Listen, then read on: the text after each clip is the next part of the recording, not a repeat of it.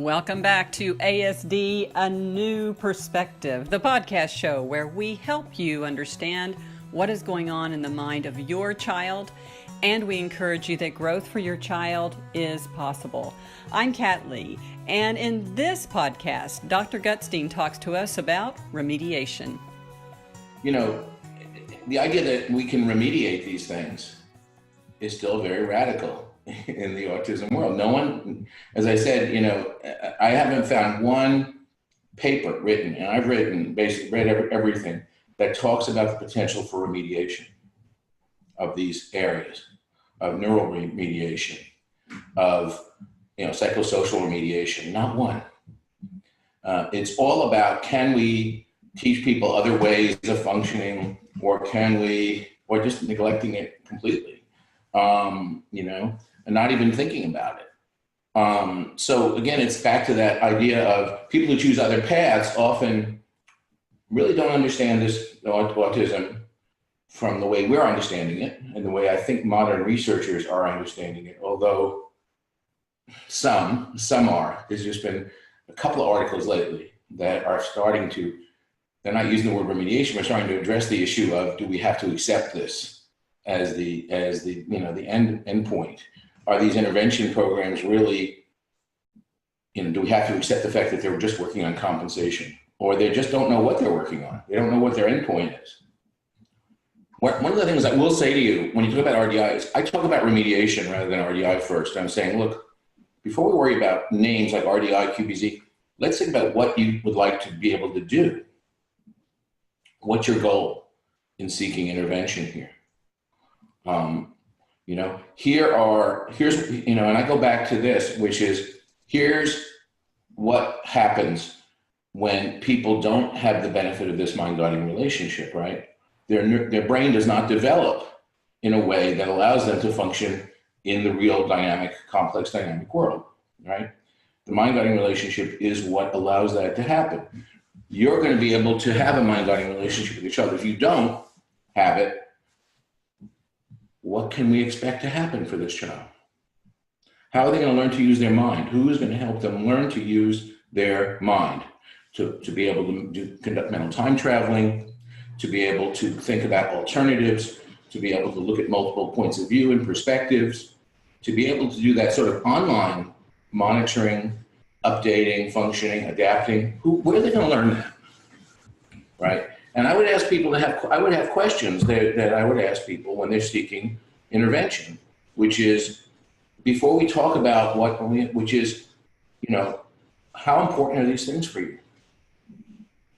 And, part of that is, people who may have already accepted that won't happen, is to say, these things are potentially, they're possible for people with this diagnosis, because this diagnosis is not, it's a pathogenetic diagnosis, and people still don't understand that, right? They don't understand that it's about vulnerabilities resulting in, right, the loss of opportunities for development, for neural and psychosocial development, right?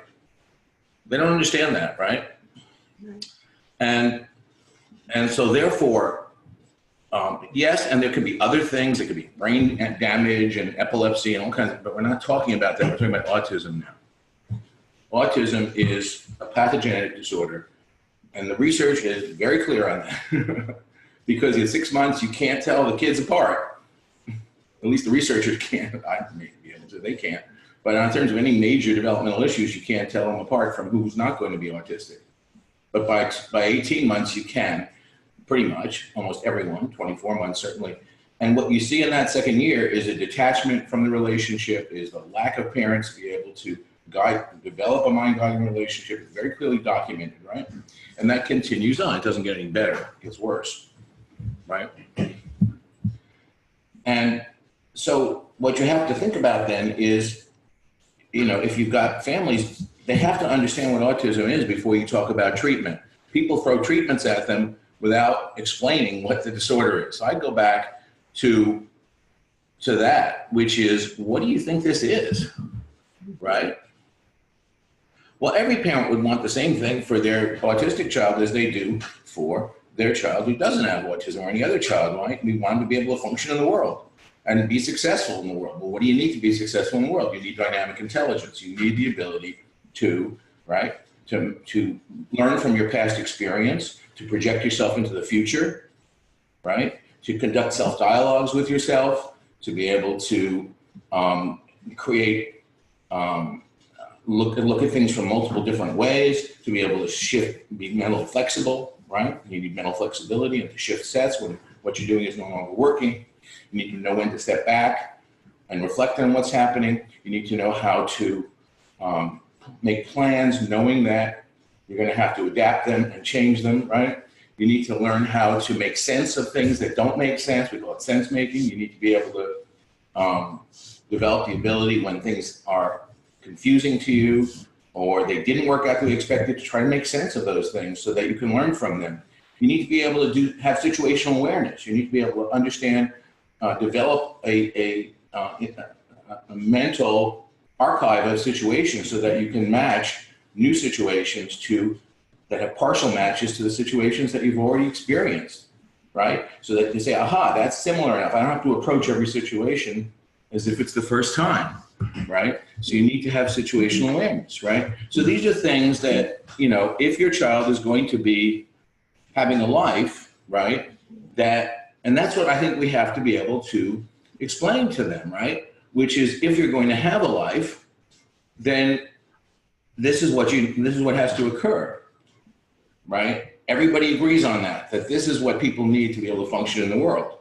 Well, is that your goal for this child, to have that type of life? And if so, let's be a consumer and think about how are you going to obtain that for your child. Not going to be in school. Very clear. Those things are not part of curriculum in school. They're not going to be part of ABA or speech therapy or occupational therapy. Again, not knocking school, not knocking those things. They're just not part of what they do. So where is that going to happen? Where does it happen for any child? With family, with parents, through their guiding relationship, through their mind. And I use the word mind guiding. It's mental processing. It's learning these mental processes. So how to use your mind as an effective tool when you're in real world situations, when you're preparing for them, planning for them, learning from them, and engaging in the midst of them. Do you want to be a parent for this child like you would for your other children? Do you want to have the same influence for your child? So what you want to talk about is what autism is and isn't. It's not even things like epilepsy. Doesn't have that permanence attached to it. Although again, that's the initial assumption, that there's a permanence attached to autism, right? That's right.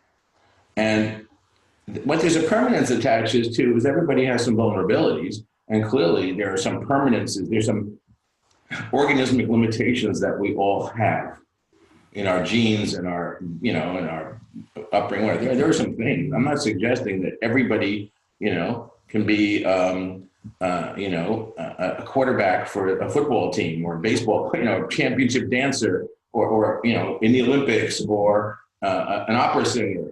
No, there are limitations that we all have.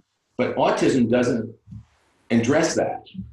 The word autism, it doesn't address what your vulnerabilities or limitations are. All it addresses is that because of those early vulnerabilities, you've lost access to this critical relationship, this critical learning environment, call it that rather than a relationship, because people think of relationship with this critical learning environment, this critical mental and neural, even better, development, growth environment. You've lost access to that. And because you've lost access, right, then you don't develop neurally, mentally, what you need to be successful in our world, right? And if we can restore access and then give you opportunities to use that relationship, which also means slowing down all those expectations out in the world for a while, right? Not worrying so much about grade levels and throwing kids at peer opportunity, but give them one step ahead challenges, which is how we know children develop. They good mind guides, good parenting mind guides, try to make sure their kids are not overwhelmed. They're not in environments that are, too difficult for them, impossible for them to be competent in and master, right? And not that they're always successful, but they know that they need to do that, and they very carefully try to gauge that.